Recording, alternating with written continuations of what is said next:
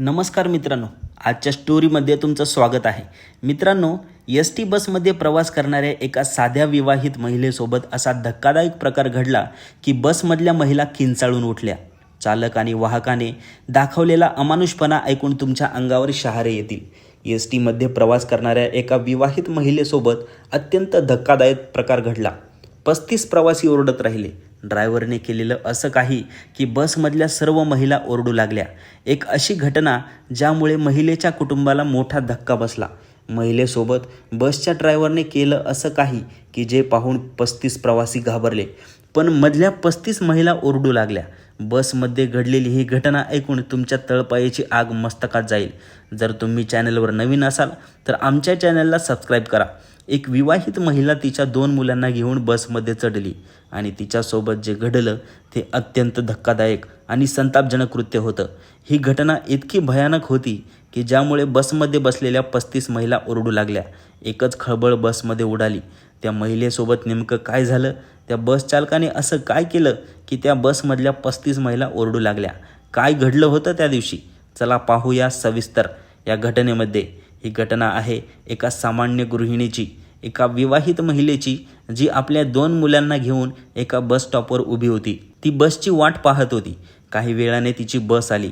बसमध्ये चढताना तिला माहीत नव्हतं की तिच्यासाठी हा दिवस सगळ्यात वाईट असणार आहे.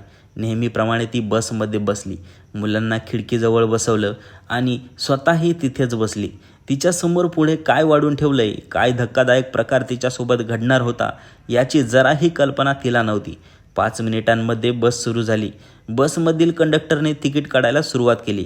कंडक्टर जेव्हा तिच्या जवळ आला तेव्हा कंडक्टरने तिच्याकडे एक वेगळ्याच नजरेने पाहिलं. कंडक्टरने तिकीट विचारलं. तिने स्वतःचं पूर्ण आणि मुलांची हाफ तिकीटं काढली. प्रवास सुरू झाला. महिलेला थोडीशी झोप येत होती. रात्री झोप न झाल्यामुळे महिलेला एक डुलकी आली. ती वाहकाच्या मागच्या सीटवर बसली होती आणि वाहक पुढे बसला होता. वाहकाच्या शेजारी देखील एक महिला बसलेली होती. आता जे होणार होतं याची कल्पना कोणीच केली नव्हती. बसमध्ये त्या दिवशी जास्त करून महिला बसल्या होत्या. 35 महिला त्या बसमध्ये बसल्या होत्या आणि पुढे होणारा जो धक्कादायक प्रकार आहे ते पाहून त्या महिलासुद्धा किंचाळू लागणार होत्या. बस स्थानकावरून निघाल्यानंतर बस काहीसा अंतर पुढे गेली.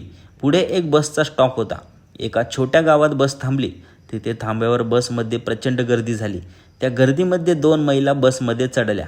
त्यांचा राहणीमान साधा वाटत होता. एका महिलेच्या डोक्यावर पाटी होती आणि पाटीमध्ये जांभळे होते, तर एका महिलेच्या पाटीमध्ये भाजलेल्या शेंगा होत्या. आता त्या 2 महिला चढल्यानंतर त्यांनी जागेची शोधाशोध केली, पण गाडी फुल भरली होती. त्यामुळे जी महिला 2 मुलांसोबत चढलेली होती त्या महिलेच्या शेजारी थोडी जागा दिसली. म्हणून त्यापैकी एका महिलेने त्या महिलेला विचारलं, थोडीशी जागा द्या. ती म्हणाली, अहो ताई, तुम्ही एका मुलाला मांडीवर घ्या आणि मला बसायला जागा मिळेल. ती महिला शांतपणे म्हणाली, मी या मुलांचं तिकीट काढलंय, त्यामुळे त्यांना सीटवर जागा मिळणार नाही. असं म्हणून ती खिडकीकडे बघू लागली. तिने जागा विचारली होती. त्या महिलेला या वागण्याचा थोडासा राग आला. ती म्हणाली, थोडंसं ॲडजस्ट करा, बस काय आपल्या घरची नाही, थोडी माणुसकी दाखवा. पण असं म्हणत त्यांच्यामध्ये थोडासा शाब्दिक वाद झाला. बसमधील सगळे प्रवासी त्यांच्याकडे बघत होते. त्यांच्या भांडणं अक्षरशः विकोपाला गेले आणि त्यानंतर कंडक्टर देखील तिथे आला. कंडक्टरच्या मध्यस्थीने तो वाद सोडवण्यात आला आणि त्या मुलांच्या आईला समजावून सांगितलं की थोडंसं ॲडजस्ट करा.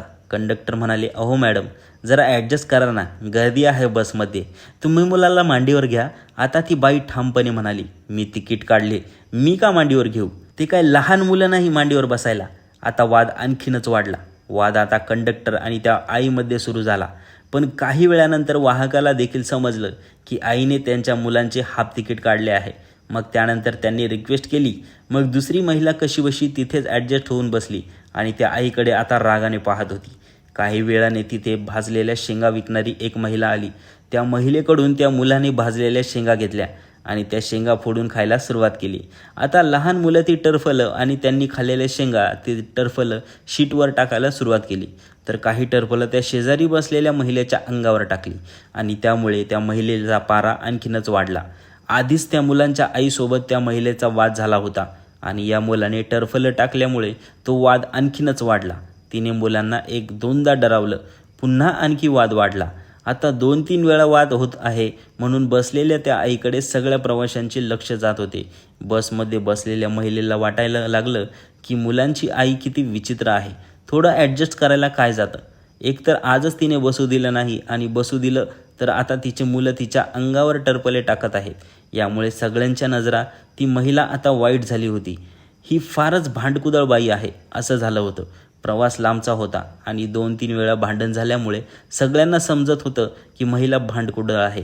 वातावरणामध्ये एक विचित्र शांतता पसरली होती. 2-3 वेळा वाद झाल्यामुळे बसचा चालक आणि ड्रायव्हर तो देखील आरशातून मागे पाहू लागला. कंडक्टर जो आहे तो सुद्धा तिकीट तपासून सोडून त्या सीटच्या जवळ येऊन उभा राहिला. तो काही बोलत नव्हता, फक्त तिच्याकडे पाहत होता. ती महिलाही त्याच्याकडे आणि खिडकीतून आळीपाळीने बघत होती. हे तिला सगळं विचित्र वाटलं होतं, पण तिने दुर्लक्ष केलं. तेव्हा तिला माहीत नव्हतं जो प्रकार तिच्यासोबत घडणार तो तिच्या आयुष्यातला सगळ्यात भयानक प्रकार घडणार होता. आणि ती वाद घालणारी महिला जी लोकांना वाईट वाटत होती, पण तिच्यामध्ये आता एक भयानक प्रकार तिच्यासोबत घडणार होता.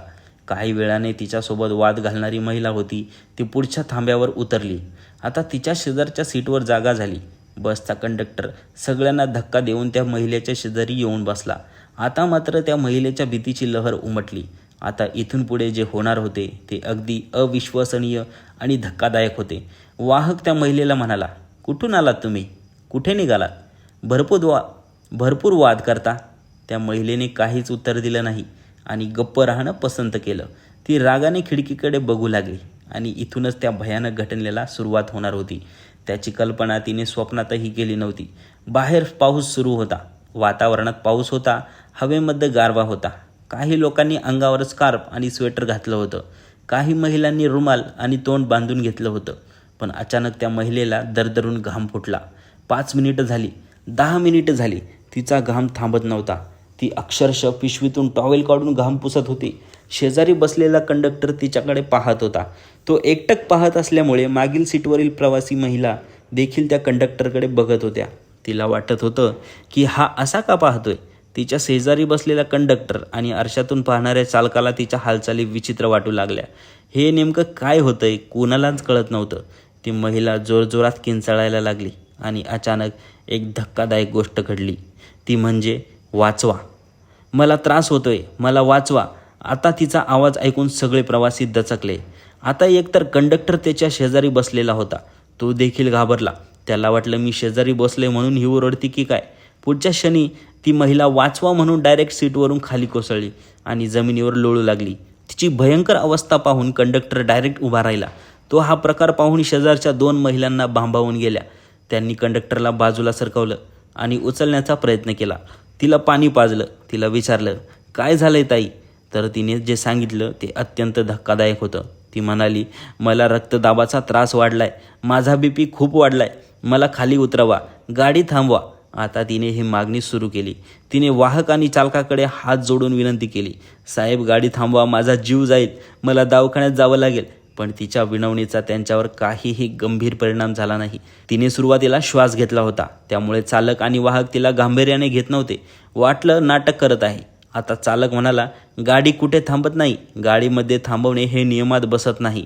आता घाट लागलाय, घाटात गाडी थांबणार नाही, तुम्ही गप्प बसा. आणि एका आईचा जीव जात होता. रक्तदाब प्रचंड वाढलेला होता. दुसरीकडे चालक आणि वाहक नियमावर बोट ठेवून गाडी चालवत होते. पुढे घाट सुरू झाला. वळदार रस्त्यावरून बस धावत होती आणि ती महिला अक्षरशः जमिनीवर पडून रडत होती, किंचाळत होती, वाचवा, कोणीतरी गाडी थांबवा. बसमधील इतर प्रवासी आता ओरडू लागले, ड्रायव्हर साहेब थोडीशी माणुसकी दाखवा, तिचा जीव जाईल. पण त्या दोघांवर जणू सैतान सवार झाला होता.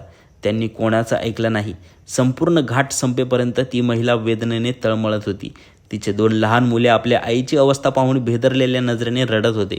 घाट संपल्यानंतर मात्र प्रवाशांचा संयम सुटला. सगळेजण आपापल्या जागेवरून उठले. त्यांनी एकत्र आवाज उठवला. ते ओरडू लागले, तुम्ही गाडी थांबवता की आम्हीही काही करू? काय बाईचा जीव महत्त्वाचा? एका बाईचा जीव महत्त्वाचा की तुमचे नियम? लोकांचा संताप पाहून अखेर वाहकाने चालकाला गाडी थांबवायला सांगितलं. तोपर्यंत त्या महिलेने कसाबसा फोन करून तिच्या नवऱ्याला घडलेला प्रकार सांगितला. तो सुद्धा मोटरसायकलवरून बसचा पाठलाग करत निघाला होता. बस थांबताच प्रवाशांनी त्या महिलेला तिच्या मुलांसोबत एका हॉटेलच्या खोलीत बसवलं. काही वेळात तिचा नवरा तिथे पोहोचला. आणि आपल्या बायकोची अवस्था पाहून तो देखील हैराण झाला होता. तिला लगेच जवळच्या दवाखान्यात दाखल करण्यात आलं. वेळेवर उपचार मिळाल्यामुळे त्या महिलेचा जीव वाचला. पण मागील अर्ध्या तासांमध्ये जे महिलेनं भोगलं ते आयुष्यभर ती विसरू शकणार नव्हती.